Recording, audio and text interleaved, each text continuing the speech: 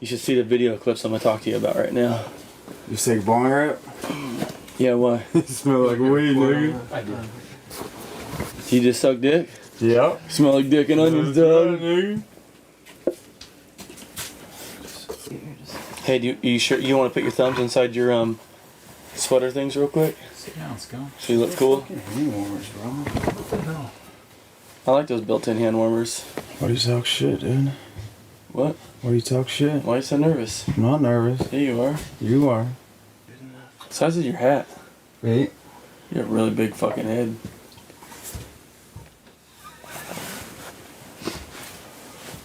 Eight is big, dude. Oh my god. Hey, look at this thing. Look how big it is on me. It's like my kid trying to put my hat on. It's not tight on my head. Dude, I do have a big head. that is gnarly. What up, peoples? We got blessed with Colin Morrison's presence today, Mr. AKA Scummy.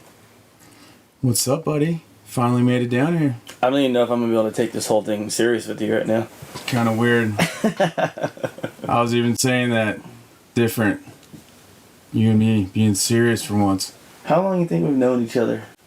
Since 98? 99? Any dirt bike dude in the whole career, I think you were the first guy. It actually was. Where did we meet though? What contest was it? It was actually back at 4-leaf. Is that what it was? Havasu. I want to say I did freestyle even before you. You did, because my first contest was the Havasu. So I did Tacoma. Were you in Havasu? Mm-hmm, that was my first one. Yeah, but I think even before that, remember the monster trucks at the Coliseum where you were in the stands and I was jumping with Deegan? I think that might have been before 4-leaf. Might have been. Who knows? But I remember first time I saw you was at Vegas and you were doing the big triple heel clicker. That was like the big deal back then. And you're crowd pleaser. Yeah, and that's, I don't even think we talked still at that contest. I think it was still a couple shows after that, but that's where I saw you. And then I don't even know, where did we meet? I think it was a 4-leaf one. Dude, what year was that? It was like 99? No, 98. I think it was 98. Was 98? We were 16 because right after that, I think we just really hit it off. And then I remember you and me were the youngest. We were the guys on the 125s doing all the jumps. I remember that. A lot of other dudes weren't doing on the 250s. And then after that, you, me, and then we linked up with Manly. Yep. And then that was our crew for years. Yeah, because it was, I think weed had a lot to do with it. That was a big deal, man. I could see that, yeah. That's what brought us together. So I think we were the only ones getting so high all day long. People were tripping how we could even be walking. And then we were going out there jumping, riding, doing pretty good. I guess we thought we were, but I don't think we were. I was winning shit, so actually you were. It was working for me. And at the time, freestyle wasn't where it was. No, it wasn't as serious as it is now. Like nowadays, it's like gnarly. So I think back then it was a big deal. Even going out there getting high and doing a seat grab, like we were like at the time, that was the top of the game. We were doing good. That's funny. That was way back, dude. I can't believe we pulled it through all those years. Yeah, I think this interview would go for a day talking about all the stories, what happened, all that stuff. But no, we linked up. We became really good friends. Did everything together. Still are declared like a best friend. But back then, we did everything together. From you'd come stay at my house, I'd drive 3 hours to come stay at your house, and yeah, we do everything, man. Travel. The funnest times I think was when we would ride 50s and dirt bikes every day. That was a big thing. When I first moved to Menifee. Yeah, Menifee. You and Bo moved to Menifee. And then I still kind of tell people I lived with you guys, but even though it wasn't my house, I was there. I had my own room, and that room was sketchy. I remember how bad that room smelled for some reason? We always said we thought somebody died in that room because it smelled like death in there. And they would just give me I don't even think it was a sleep bag. I think it was even like a beach towel, but that was my bed, beach towel, pillow. But dude, we were pumped. It was me, you, Manly, and we just wake up, ride 50s. I want to say we kind of started that 50 frenzy deal, but I think I said that on some social media post when I posted a picture of you and me, and then I got called out from Randy Lawrence because I forgot those guys actually did. Yeah. But those were the Z50s. That I don't know, it was kind of lame, but we kind of did start the 50 deal where we'd go out and hit BMX jumps on 50s, and that grew into something big. That was Everybody fun as hell. was doing Everyone it. started getting 50s. We would break them every day. I still don't even realize why we didn't even think about getting 110s, because it would have made a lot more sense. Those 50s, dude, were so small, but we were still going big on those things. It would have been way better. Yeah, some of the things we did on that, so that was cool. What sticks out in my head is that we would ride from there. We would ride on major streets, going through gnarly 4-lane intersections, and we would ride to Manny's house. And then, just for fun, nobody was there, no filmers. We would go hit that 220-foot dirt hit.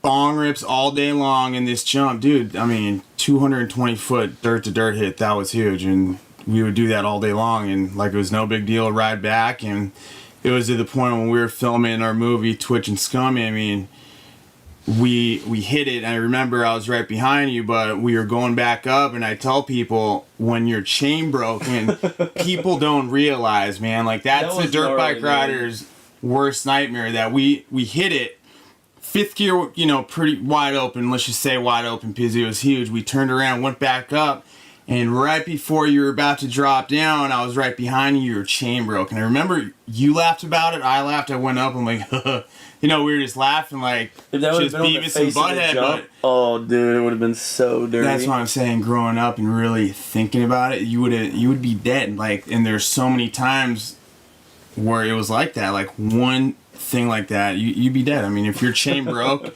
another 200 feet, it'd be game out. But that was like our life every single day, just truly living on the edge. And like, you read these stories about Motley Crue and how gnarly those guys were and that whole lifestyle, but the worst thing those guys could do is maybe break a nail playing the guitar. I mean, we were truly, it was fucking rock and roll what we did. Like, living that lifestyle and on top riding bikes. And at that time, we weren't doing it to be famous or nothing. We were just doing it to have fun and go big. Yeah, for sure.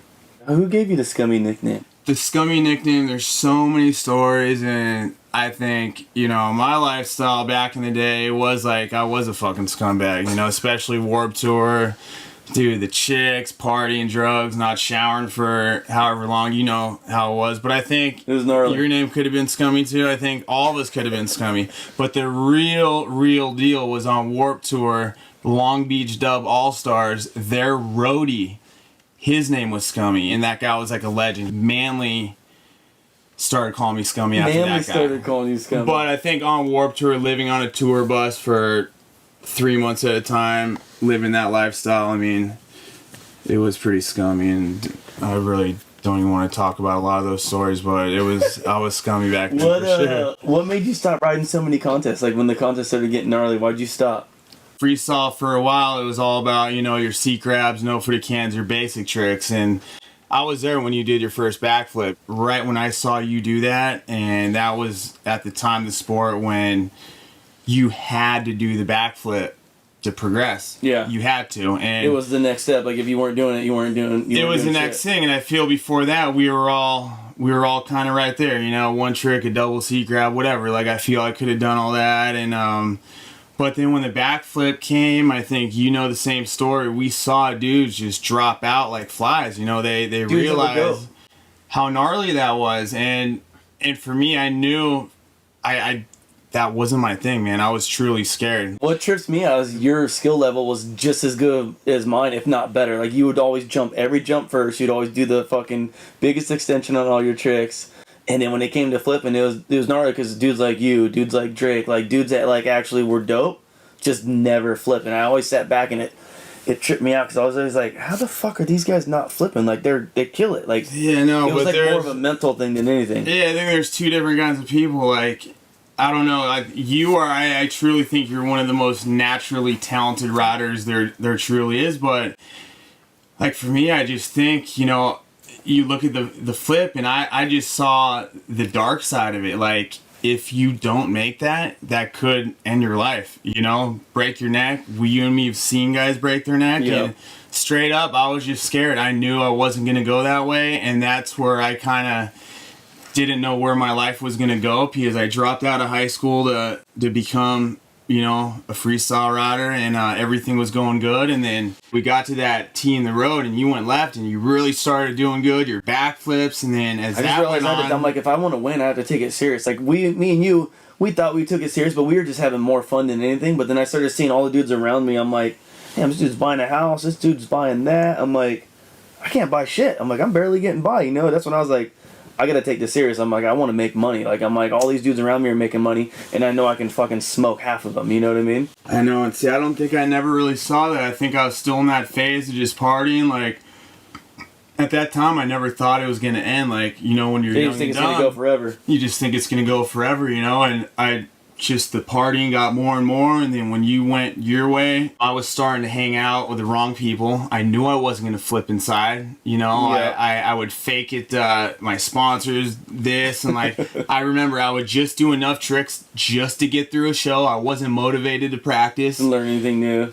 No, you know, you No. guys would always like try and tell me, you know, I just don't think, maybe I just don't think I even had it. I don't know. I just wasn't motivated, but I really think at our age and making money, traveling the world, the girls are partying, like, I got addicted to that lifestyle. Yeah. Of course, we all broke bones, but when I broke my shit and I got pain pills, I liked it. Yeah. You know, I was eating those things like candy because I enjoyed like just melting on the couch and just Chilling. I enjoyed being high. So it really started going downhill fast. I started getting addicted to pills. The pills eventually turned into oxys. Yep. That turned into snorting oxys. That turned into getting so addicted to oxys and drugs where I physically needed to be on that stuff to even survive. And one of the gnarliest times was when you guys had that intervention for me. I remember you guys were there, all the militia guys, all my best friends. Pennywise showed up. Like, I wasn't all about it. I was just there for like support, but I'm like, I knew your deal because I would talk to you all the time. I'm like, dude, like, I would always tell you, like, you need to just clean your shit up. Like, and that's the thing. I'm like, that dude's a fucking idiot. That dude's a fucking idiot. I'm like, don't hang out with those dudes. You're like, yeah, I know. I'm just, you know, it's all good. I'm like, all right, but I know how you work. Like, I didn't want to be somewhere and bring you into a situation where everyone's like, oh, fuck you, Morrison. You need to do this. You need to do that. That's what I would always tell you myself. Like, dude, come hang out. Get your shit together. Come hang out. Come ride. You know what I mean? And that's where I feel like I hurt you the most, because you were like a brother. You were my best friend, and I'd see that because you were always trying to help me, and it's hard I to just help wasn't someone ready. that doesn't want to be helped. You know what I mean? Like, I could tell you a million times, don't do this, but until you want to do it, you're not going to do it. And I know I'd come to your house and fake it, say I'm doing good, but you knew I wasn't, you know. Right off the bat. And then, yeah, that intervention, you know, that was gnarly. That was a really gnarly time. And even to this day, like, I think about that. And to have a group of people like that really just wanted to see me do good. And for me, I walked out. I told you guys I was fine. Ate some more pills and then... You know, I went home. I got weeded that night. 2 days later, my best friend OD'd in my truck. And that. my addiction was so bad that, you know, I took his pills after he died. It was that bad. It was that bad. And it was, you know, it's sad to say my life was that bad. It was a very dark and twisted stuff back then. When did you finally realize yourself, you're like, I got a fucking problem? That question, this goes on for another 8 years of me. Yeah. Getting, you know, just ruining my life completely. What made you finally realize, like, you're like, I'm like, I need help, I want to get over it? The last turning point where I knew it was done for me, pretty much lost everything, and it's really, you know, I don't really tell people this, but I think I just want to tell people this. So if somebody is out there dealing with addiction, to see how twisted it can get, that it went to heroin, and then it got so bad that I traded and sold everything for heroin, where, you know, I had nothing more to get the heroin. So then that's where I turned to Dust Off. Dust Off is computer cleaner. This is the stuff, like, I remember when I was doing good, we saw it on Intervention. Some chick you know, huffing down dust off. That's what gave and you like, the idea to do it? No, I'm just saying, like, when I was straight, you look at that and you're like, dude, that is like the craziest thing. Like, almost laughing, like, dude, are you kidding me? Yeah. Dude, my life turned to that. How dark my life got, where it was to the point I was going into Target, Best Buy. I had no money. I was stealing dust off. I was passing out in Target, like, passed out in Best Buy. I remember waking up in the aisle, you know, huffing it, throwing up in the aisles of Best Buy. And this is stuff I kept from all you guys. I remember one night I did that. I got my truck. I passed out in my truck. While you're driving? When I was driving, and a car was coming, I slammed into her. And then I don't think she had insurance, so she ran off. But it was such a weird experience. I get goosebumps just bringing this experience up. But I remember I was like, the sun was going down. My truck was demolished. And I got out of my truck and I realized, dude, like, this is, like, I can't believe my life got to this. And I was sitting on the side of a curb when my truck was weeded, had no cell phone. And after all this happened, I went in the back of my truck and I was just trying to squeeze off more dust off. And it was empty, but I was just trying, like, I wanted to die. If I had a gun, I would have shot myself right there. It was like, I was crying. I just couldn't believe it. It was a very surreal, just gnarly moment. Just thinking, like, dude, I had everything. So then after that, I had to have somebody stop. I got their cell phone. My buddy picked me up. I told him, dude, I need to get back. We called AAA. I had him take me to Thrifty because I told him I was thirsty. And after all this happened, I went into Thrifty and I got more dust off. Oh my God. I stole it, and then I walk out and there's an undercover cop, and he put me in handcuffs right there. Right after you just got done. Right after after this whole deal, I broke down.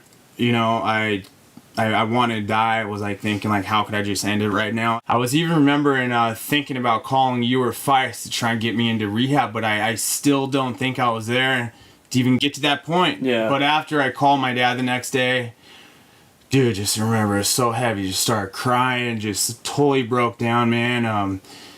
My dad picked me up the next day, and it was like something out of a movie, dude. My dad showed up, and like he came up, he was like crying. I started crying, dude. It's heavy. Oh, I bet, dude. It's gotta be a hard thing to think about. It's gnarly. Heavy. Hold on. It was just heavy. Good. Yeah, but now you're good, dude. That's the good point. That's the good side. You pulled it. Just think, it could have been worse. No, it's not. It's just. You good, dog? Good interview. No, just heavy. Just my dad picked me up that day. That's when it hit you. Yeah, just I think the whole thing. Just my dad, came up crying and he saw like how bad I was and he just felt so bad, dude. So I never bring this up. It's just fucking hard. I can't even pull it together. Just trying to think, but so my dad picked me up, just hugged me, just wanted his son back, dude, and that's where I remember I went back in,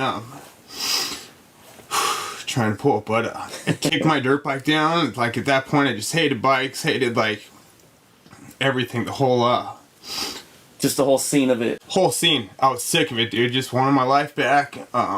So then went to my dad's house, and then that's where like really hit me. It's like after all this, I was back in my dad's house, dude. Like in my room at age 30. It was weird. Like we were trying to go get job interviews. Like I remember going to like just jobs and like I don't even know how to write a resume, dude. Yeah. Like what am I doing? It was a head trip, dude. Like I lost it all. I had everything. I had a house down here. I had brand new cars. I had everything, dude. I made it. Lost it all, and then so I remember. I was there for about 2 weeks, and the militia called me to sign my contract for the year, and I drove down to militia. Whole time, I was at my dad's house, so all this, I was just so depressed, still wanted to die, and I remember on the way back, I stopped at Best Buy to get dust off, dude. Still had no money, still, like, just had to get high, and it's weird, like, people don't get it, but it was like I was a very, like, the worst addict ever, and I went to Best Buy, went in my truck, passed out of my truck in the parking lot, You know, because I think just getting that high, it would just make me forget about everything going on in my life. Yeah. You know, because I had bills, and, you know, at that time for the past 3 years when I'd get bills, I would just throw them in the trash. Yeah. I had no money, so I was like just piling problems upon problems. So I just, so many issues in my life. Just trying to blank it out, so that's why I just want to keep on getting high and high. And on the way home from Militia to my house is 2 hours. It was an 8-hour drive, and I don't remember. Just driving around wherever. You don't remember it? No. Last thing I remember is I'm in San Fernando Valley, and I go into Target and get a thing of dust off. Remember huffing it. I got in my truck. Next thing I remember, I wake up, and my whole front of my truck is completely smashed in. The horns going off, there's smoke, there's people screaming on each side of me, my truck was demolished, my face was bleeding, and dude, my foot was still on the gas pedal, dude. I got up, my back tires were still spinning, people were trying to rip me out of my car. I guess I passed out of my truck and ran in, sideswiping cars. I think I hit about 8 cars, and I hit head on into a UPS truck in the middle of an intersection. No way. You know, I don't go to church every Sunday, but I do believe, I do pray on my knees every single night. You know, I was happy. I got arrested. I was blessed. Happy to go to jail. I was in Twin Towers. Took me there. I was happy. I'm not made for jail, dude. Yeah. But at that time, I was like, it didn't even bother me. And I remember that. I'm like, so I got out, was at my dad's house, and 2 days later, my dad took me to rehab. And remember, we sat down. My dad, you know, we don't know. He didn't think he was going to raise a drug addict, but they're like, so do you think he's going to get sober? And they said, you know, there's only, the rate's 2% of people that go there. 2%. My dad, like, I remember him just start crying, like, dude, my son's going to die. I remember my first night in rehab. I'm like, dude, this is it. It led to this. I'm in rehab, like everything you see in somewhere movies. You never thought you would ever be. Yeah. Never thought I'd be in, and you know what? From that day on, it was the first day of the rest of my life. It's like I was reborn again, dude. I started to see life clear. Everybody else in rehab was like just bummed, not pumped to be there, dude. I was like the first guy, like going down there for meetings at 5 o'clock. Stay there for 30 days. I was so pumped. I remember my graduation. My dad was there. My mom, it was really emotional. I got up there, did a really amazing speech, you know, and it was like very true. And then after that, I wanted to stay there. So you wanted to stay there. I bugged my parents. You know, I really want to stay in sober living. So I stayed in sober living for 3 months. You know, I was pumped. Me and Ashley talked before rehab, but it was funny because I was so like, it's funny how the world works. I told her to, you know, come and pick me up when I was at my dad's house. I'm like, but dude, you think you could bring me a sack of weed too? Actually, you know, and this is when I didn't. So she didn't come over. Thank God, because she would have came over and saw who I was. She would have been over you. Would have been over. So somehow I convinced her, you know, I'm good. Like, please come. Let's go on a, you know, date. So she didn't want to, man. You know, to pick up some guy from sober living to go on a date, it was gnarly. It took a lot for her. And I remember she told me the first night she got to the corner of my rehab and turned around. And then it was the second night she came and we went on a date. And she saw me for who I really was. Because when I'm sober, I'm a great guy, you know. But it's funny, the first date, like, I'm like, here's the deal. We went to the movie. I'm like, here's the deal. I have no money. Can you pay, like, for the movie? So she paid for the date. We went bowling. Swindler, dude. So you got your chick to take you out on your first date. And she didn't know my deal. Yeah. But she was a nurse, so she worked. She had to go work in some rehab, so she knew the deal. She was my angel, man. She saved my life. And then my other friend in rehab, Adam, you met him. I moved in with him. I started working, putting in windows. I've never had a job in my life. Yeah. Started getting my life back, dude. Everything was amazing to me. Every single day was like Christmas. I started doing everything right. I started seeing... For yourself, being yourself the whole time. Myself. I didn't care. And the biggest thing, if you want to get sober, your ego has to go out the window, dude. 100%. You know, and to this day, man, I take bubble baths, bro, every night. I snuggle my white dog, dude.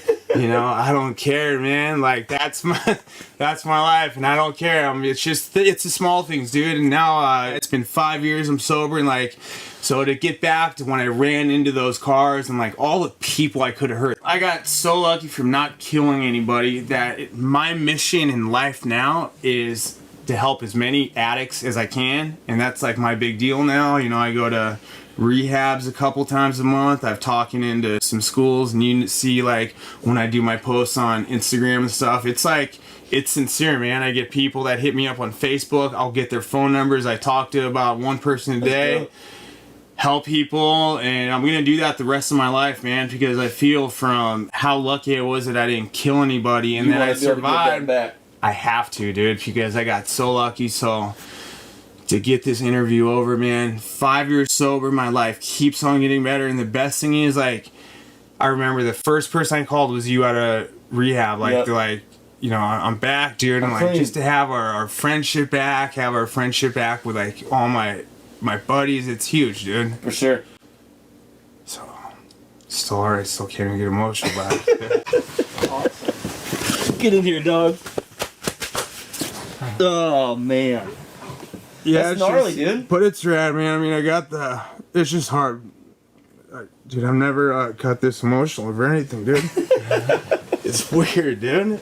I guess it's just so real, dude, because I never. Well, when you talk about it, you relive it. You know what I mean? It's not like you still have all those memories. You ain't never gonna forget that. Yeah, shit. but I just don't bring it up. But yeah, it just means a lot. Even like coming back and just hanging out with all my friends and got everybody back. So yeah, we appreciate you, dog.